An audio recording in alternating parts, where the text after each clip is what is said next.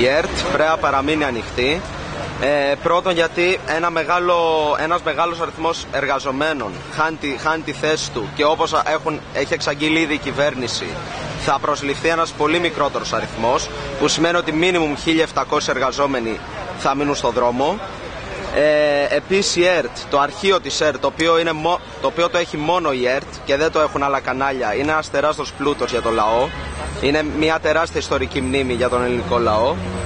Ενώ επίσης η ΕΡΤ κάλυπτε ένα μεγάλο εύρος δραστηριοτήτων, το οποίο τα άλλα κανάλια δεν θα το κάλυπταν, γιατί πολύ απλά δεν θα ήταν επικερδή.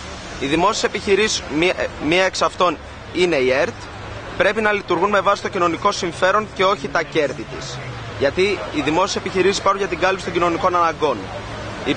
Σύμφωνα με αυτό, η ΕΡΤ δεν πρέπει να λογίζεται ως μια καθαρά κερδοσκοπική επιχείρηση, αλλά πρέπει να είναι μια επιχείρηση που πρέπει να αποσκοπεί στην κάλυψη κάποιων συμφερόντων του λαού.